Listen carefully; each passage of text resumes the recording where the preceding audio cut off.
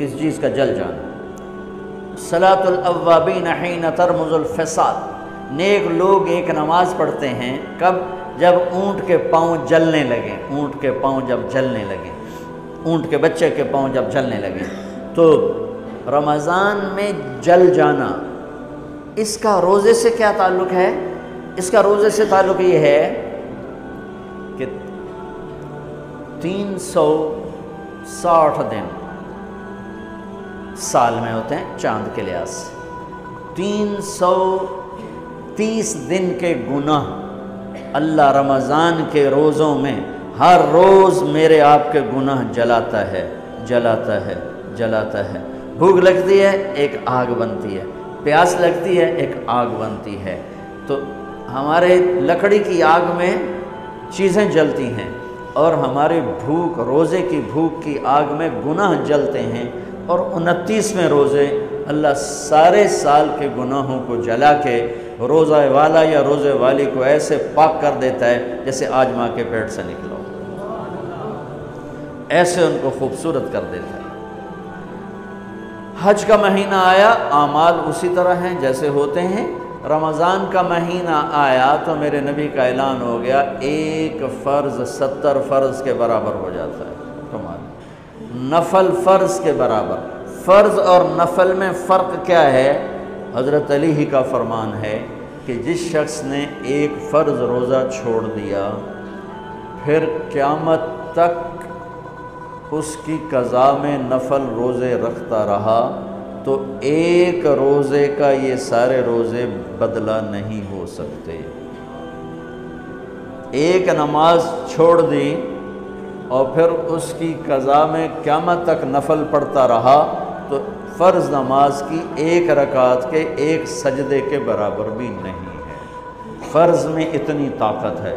تو اللہ کی رحمت کیسے متوجہ ہوتی ہے کہ رمضان کے مہینے میں اللہ فرماتے ہیں میرے محبوب کی امت ہے، ایک فرض کو 70 کے برابر کر دو، اور پھر فرماتے ہیں نفل کو فرضوں کے برابر کر دو، اور پھر فرماتے ہیں جو رات کو تراویح پڑھے گا، دن میں روزہ رکھے گا، آخری رات اسے ایسے دھو دوں گا، دھو کے پاک کر دوں گا کہ اس کے ذمے گناہ کا ایک ذرہ بھی باقی نہیں بچے گا، سب گناہ اللہ تعالیٰ اس کے معاف فرما دے گا۔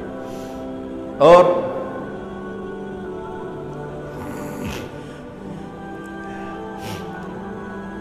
میرے نبی نے فرمایا من صام رمضان ایمانا و احتسابا، دوسری بھی من قام رمضان ایمانا و احتسابا، جس نے روزہ رکھا اللہ کی رضا کے لیے، جس نے تراویح پڑھی اللہ کی رضا کے لیے، اس کے پچھلی زندگی کے سارے گناہ اللہ معاف فرما دیتا ہے۔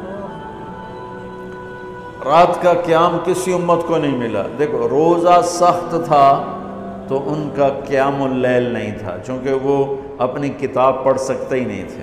رمضان میں اللہ نے آسمانی کتابیں اتاری، یکم رمضان کو ابراہیم علیہ السلام پر، 2 رمضان کو تورات موسیٰ علیہ السلام پر، 8 یا 6 رمضان کو عیسیٰ علیہ السلام ان پر، موسیٰ علیہ السلام ان پر، داؤد علیہ السلام پر زبور کو اتارا، اور 12 یا 18 رمضان کو عیسیٰ علیہ السلام پر انجیل کو اتارا، اور 21 رمضان کو اللہ تعالیٰ نے پیر کی رات لیلۃ القدر میں غار حرا کے اندر اللہ تعالیٰ نے اپنے محبوب پر کتاب کو اتارا۔ وہ کتابیں فل آ گئیں، لکھی لکھائیں۔ قرآن فل نہیں آیا، قرآن صرف ایک سورت کے 19 الفاظ آئے بس، اور پھر 23 برس میں قرآن اترا۔ کتنے انبیاء ایسے گزرے ہیں جن کے پاس جبریل زندگی میں ایک دفعہ آیا، زندگی میں جبریل ایک دفعہ، اور 1 سے لے کر آگے کوئی تعداد مقرر نہیں ہے، 100 دفعہ 200 دفعہ، لیکن آپ حیران ہوں گے ہمارے نبی پر جبریل 23 برس میں 24,000 دفعہ آئے، 24,000 دفعہ، جو ایک عجب العجائب ہے، عجب العجائب ہے۔ تو میرے بھائیوں، رات کی تراویح، دن کا روزہ، تراویح میں کیا ملنے والا ہے؟ میرے نبی کا فرمان ہے ہر سجدے پہ 1,500 نیکی، ہر سجدے پہ 1,500 نیکی۔ تھوڑی اپنی کاروباری مصروفیت گھٹاؤ، اپنی کاروباری مشقت گھٹاؤ، اپنے ملازموں کی بھی مشقت گھٹاؤ، تاکہ وہ تراویح پڑھ سکیں، روزہ رکھ سکیں، بشاشت سے پڑھ سکیں، اور اللہ کا فضل ہے ڈھیلے سے ڈھیلا حافظ بھی ہو تو 1.5 گھنٹے میں سارا کچھ نمٹ جاتا ہے۔ اتنی سی ہمت کرو میرے بھائیوں کہ افطاری میں تھوڑا کھاؤ۔ اگر تم پہلوانوں کی طرح شروع ہو گیا نا، پھر تو تم سے عشاء بھی نہیں پڑھی جائے گی، تراویح تم نے کیا پڑھنا۔ روزہ جسم کی فالتو چیزوں کو جلاتا ہے، روزہ ایک قوت پیدا کرتا ہے ایمانی شیطان کے خلاف۔ وہ کیسے پیدا کرتا ہے شیطان کے خلاف؟ اللہ تعالیٰ حلال کو بھی حرام کر دیتا ہے۔ جب بیوی کو بھی شہوت سے دیکھنا حرام ہو گیا اور یہ اس پہ قابو پا گیا تو اوروں کی عزت کو یہ حرام نظر سے کیوں دیکھے گا؟ جب یہ حلال کھانا چھوڑ گیا تو یہ جھوٹ کیوں بولے گا، یہ گالی کیوں دے گا، یہ غیبت کیوں کرے گا؟ جب یہ کان میں دوائی ڈالنا چھوڑ گیا کہ روزہ ٹوٹ جاتا ہے تو یہ اوروں کی غیبت کیوں سنے گا، اوروں کی برائی کیوں سنے گا؟ جب یہ آنکھ میں دوائی نہیں ڈالتا ہے کہ وہ حلق میں جاتی ہے، وہاں سے وہ پیٹ میں چلی جاتی ہے، روزہ ٹوٹ جاتا ہے، تو یہ ان آنکھوں سے غلط کیوں دیکھے گا؟ یہ غلط کیوں کسی کی عزت کے اوپر اپنی بددیانت نظر کو ڈالے گا؟ تو جب یہ اندھیرے میں بند کمرے میں ٹھنڈا پانی پڑا ہوا ہے اور ہاتھ نہیں لگاتا ہے اور اللہ کا دھیان اسے یاد ہوتا ہے کہ اللہ دیکھ رہا ہے، نہاتے ہوئے ہونٹ بند کر رہے تھے کہ کوئی پانی کا قطرہ منہ میں نہ چلا جائے اور میرا روزہ نہ ٹوٹ جائے، خراب نہ ہو جائے، تو یہ جب اللہ کا اتنا دھیان اس کو نصیب ہو جاتا ہے کہ اللہ دیکھ رہا ہے، ورنہ کیا کسی کو کیا خبر کہ میں 2 گلاس پانی پیتا یا میں پیاس سے بول رہا ہوں۔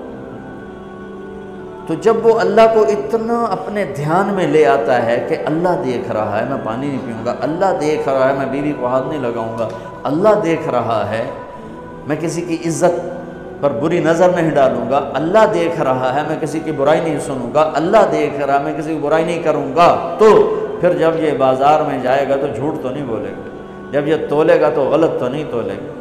ہاں یہ الگ بات ہے، بہت سے مجھے ملے کہ جب بس رمضان میں جھوٹ چھوڑ دیتے ہیں، اس کے بعد پھر شروع ہو جائے گی۔ رمضان میں رشوت نہیں لیتا ہوں، اس کے بعد پھر شروع ہو جاتا ہے۔ تو چلو شکر ہے 1 مہینہ تو مسلمان رہتے ہیں۔ اچھا اس کی وجہ کیا ہے کہ رشوت خور کہتا ہے جی رمضان میں نہیں، جی نہیں، رمضان میں جھوٹ نہیں بولنا، رمضان میں صحیح تولنا ہے، رمضان میں غلط نہیں تولنا ہے۔ کیوں؟ شیطان قید ہو جاتا ہے۔ رمضان میں نمازی کیوں بڑھ جاتے ہیں؟ شیطان قید ہو جاتا ہے۔ کسی امت کو یہ نہیں ملا کہ رمضان میں شیطان قید کیے جائیں، اس امت کو ملا رمضان میں شیطان قید ہو جاتے ہیں۔ کسی امت کو یہ نہیں ملا کہ رمضان میں جہنم کے دروازے بند ہو جائیں، اس امت کو ملا ہے رمضان میں جہنم کے دروازے بند ہو جاتے ہیں، جنت کے دروازے کھل جاتے ہیں۔ کسی امت کو یہ نہیں ملا کہ ان کے لیے ہر مخلوق دعا کرے، رمضان کے مہینے میں اس امت کو یہ ملا ہے کہ ان کے روزہ رکھنے والوں کے لیے چونٹیاں بھی دعا کرتی ہیں، پرندے بھی دعا کرتے ہیں، مچھلیاں بھی دعا کرتی ہیں، ہوائیں دعا کرتی ہیں، ہر شے دعا کرتی ہے روزہ رکھنے والے کی۔ اس امت کو ملا۔ کسی امت کو یہ نہیں ملا کہ آخری رات ان کی سب کی بخشش ہو جائے، اس امت کو ملا ہے کہ رمضان کی آخری رات سب کی بخشش ہو جاتی۔ کسی امت کو یہ نہیں ملا کہ جنت کی حوریں انہیں روزوں میں یاد کریں، اس امت کو ملا ہے کہ اللہ تعالیٰ جنت کو کہتا ہے کہ تو تیار ہو جا، میک اپ کر لے، میرے بندے آ رہے ہیں، دلہن بن جا، سج دھج کے مجھے دکھا دے تاکہ میں اپنے بندوں کو پیش کروں تحفے کے طور پر۔ یہ ہے تمہاری بھوک کا بدلہ، یہ ہے تمہاری پیاس کا بدلہ۔